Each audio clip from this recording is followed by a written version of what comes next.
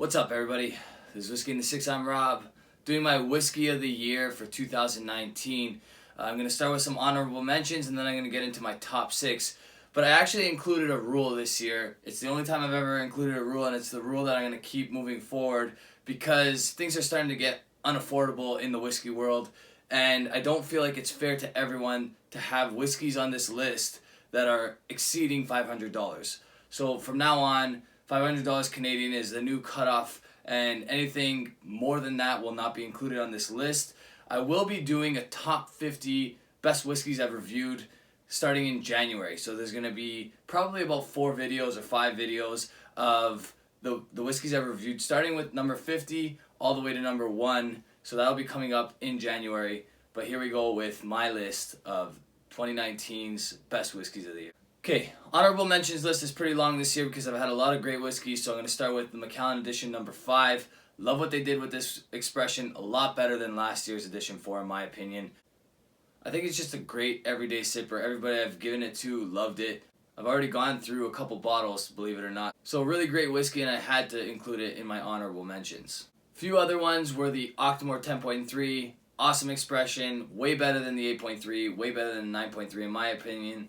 A lot of people like the 9.3 more, but the 10.3 was more up my alley.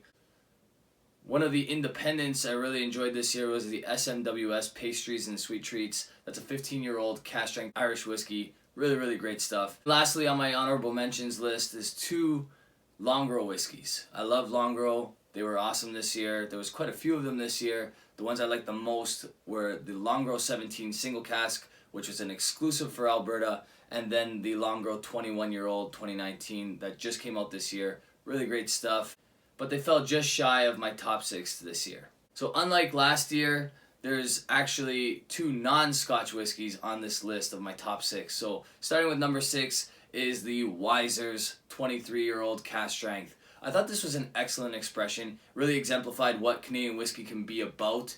And I think Canadian whiskey companies need to take note and start really producing stuff much more like this. It's just an overall great whiskey, and a lot of people bring up the 9.09% rule. I'm not exactly sure what else is included in the less than 10% of this whiskey, but over 90% of this is 23-year-old Canadian whiskey, and it's fantastic whiskey in my opinion. You need to get this one if you haven't already. It's well priced at $150 at the LCBO, and there's still quite a bit of it around, so grab that if you can.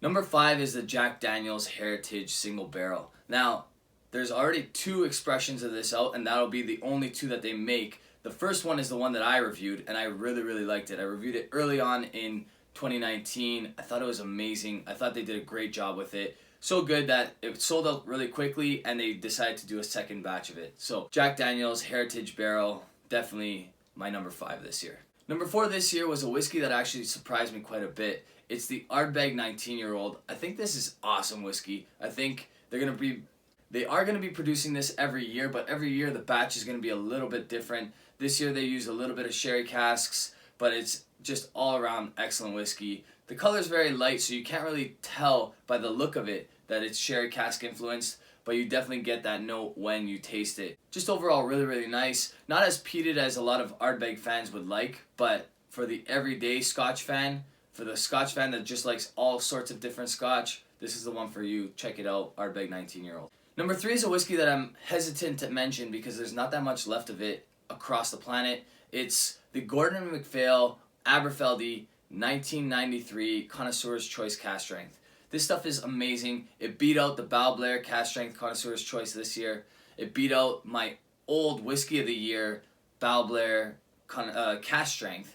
And it's just overall an excellent whiskey. It's got a nice briny note to it. It's really well sherried, really sweet, really robust, pretty complex. You guys got to check that one out if you can. It's the Gordon MacPhail ABERFELDY 1993. So I had a lot of great whiskey this year. Kept going back to one in particular. And every time we would do head-to-heads or long whiskey nights on the Thursday nights that we usually go live, I would go back to this whiskey, and maybe I was a little bit tongue-in-cheek because it's a cheaper whiskey and it's not very old, but I just felt that it stood up to some of the great whiskeys that we tried this year, and that's the HAZELBURN 14-year-old. I actually have it right over here. It's Oloroso Sherry Cask Matured. bottled in February of 2019. It was distilled in 2004. This is not exclusively fresh sherry casks, otherwise it would be indicated here. It is a mix of first fill and refill, and there's 9,900 bottles. Alright, so you might still be able to get this one, but it's getting harder and harder to come by. Excellent whiskey, 49.3%. I loved it. So number one is this whiskey right here. The 2019 Springbank 21-year-old. That's this bottle right here. You can tell it's a 2019 because it's etched at the back of the bottle, 2019. Just fantastic stuff. It's a mixture of port and rum casks. Just an incredible combination. I thought it was fantastic whiskey. Everybody's biggest knock on this whiskey was that it was too easy to drink. For me, that screams great whiskey, great quality whiskey. A lot of people complain that by the time they started sipping their glass, they finished their glass too quickly. I think that's just a testament to how good this whiskey actually is, in my opinion. I liked it so much that I made sure I had 2 backups of this, and I do plan on opening one in the next couple of days over the holidays because it's such a fantastic whiskey. I love it. I think Springbank did an incredible job with this. I know that they change the batch every year. Last year was just bourbon casks. Next year will be something different. So this is the one that was great for me, and maybe not everybody agrees, but I think out of all the whiskeys I tried this year, this can easily compete with every single one. Nearly a 90 on Whiskey Base with many, many votes, and I honestly think that that's only because it's bottled at 46%. If this was a cask strength whiskey, people would have gone bonkers for it. I went bonkers for it anyways. I think it's a fantastic whiskey, and it's definitely my whiskey of the year.